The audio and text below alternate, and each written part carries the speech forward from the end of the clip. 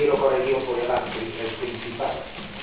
Estoy los restos que nos quedan, los restos, digamos, oficiales que nos quedan de una nación mucho más grande, que por supuesto incluyera, evidentemente, la Asturias asturiana hasta el siglo XIX, asturiana, que decidieron en Madrid separada del resto del país.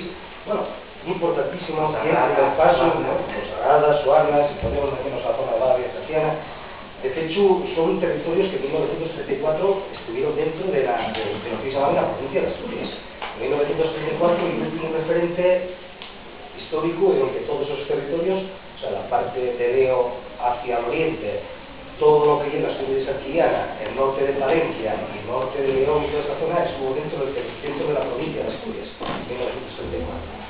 En fin, yo digo que eso llega a agradecer y parece imposible que haya de aquí que pueda escribir un libro de historia de Asturias escaeciéndose los que fueron asturianos hasta el siglo XIX. No sé qué historia se puede hacer, pero bueno, eso por una parte. Por otra, el libro, si el cine y la expresión de la sociedad, este libro lo he recibido muy bien.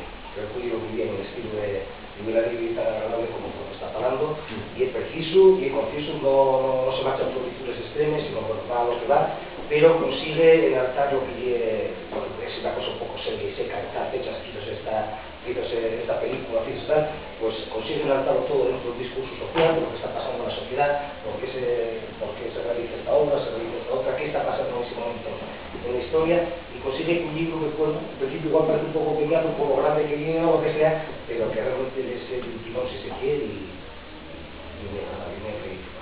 Bueno, yo no recomiendo Hielo del Tirón, y bueno, la verdad es que yo tenía intención no de hacer una cosa literaria de lo que yo opino de las películas, o sea, no es la opinión mía de las películas, sería hacer otro libro, ¿no? De que, no, yo no digo si me gusta, puedo alguna cosina, bueno, este guionista, la verdad que no acertó en el guión llega bastante malo, pero oye, porque yo recuerdo esa información que ya está escrita en otros sitios, en otros críticos que dijeron que ese guión malo, no porque yo me invente esa opinión, algunas pinceladas, pero no hay nada de mi opinión sobre las películas. Yo quería hacer una cosa enciclopédica.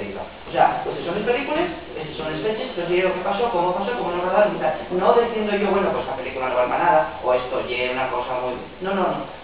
Yo quería hacer una cosa tipo enciclopedia, o sea, hay mucho dato, yo creo que hay demasiado dato, pero yo quería dar todos los datos.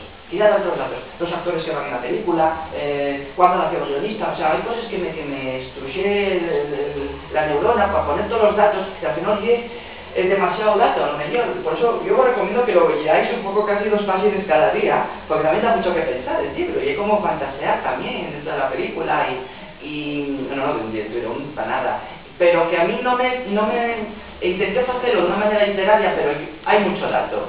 No quería hacer un ensayo sobre cada película, sino que quería aportar los datos, porque si no el libro saldría mucho más grande, hay que poner un ensayo, una opinión de cada película. Pero bueno, yo quiero también dar las gracias a la editorial por hacer una edición de lujo. El libro va de papel couché, va con masabón de semelles. Vamos a ver, pudieron meterse muchísimas más semelles. Hay muchas semelles, hay muchos, pero bueno, yo quería también hacer un libro libresco, no una revista ilustrada, porque bueno, pero bueno, hay también algo de semelles. Y después está el tema de los, quería comentártelo, porque como nunca te pido en casa el teléfono, ya estamos ocupados. El tema de los cuaderninos, vamos a ver, yo puse todas las semillas ordenadas cronológicamente, cada semilla va por su película y tal. Entonces pensé que uno escribía en blanco y negro y estaba en color, uno en color, fenomenal. Entonces a me Marcos Abel, no, que no van a ir todos en color, solo unos pocos van en color. Y yo, pero ¿cómo? Entonces lo guapo es que vaya todo el cartel de la película, ¿no? Y dice, no, vamos a meter 2 cuaderninos centrales en 2 partes del libro, entonces en esos cuaderninos van a ir las semillas en color, y el resto van en blanco y negro. O sea, tú sabrás cuáles van en el cuadernín y cuáles van... Entonces, claro, entonces yo creo que al final el libro queda un poco, pues claro, es el día 29, y van el cuadernín en color.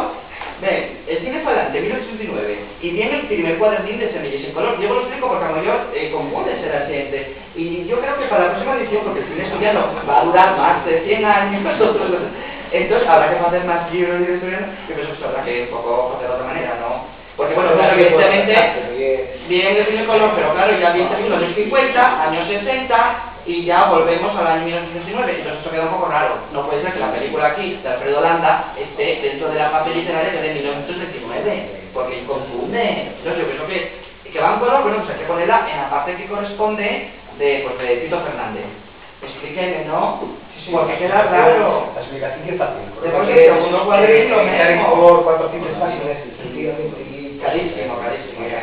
una cosa Pero desproporcionada. no sé, es un mecanismo para poner, aunque se ponga porque se viene en color, cada cenella, ponerla en el lugar correspondiente. Yo debería explicar como 200 veces, ya que explique cómo funciona en el Claro, tanta cosa guay, pero que dice algo que hay que mejorar.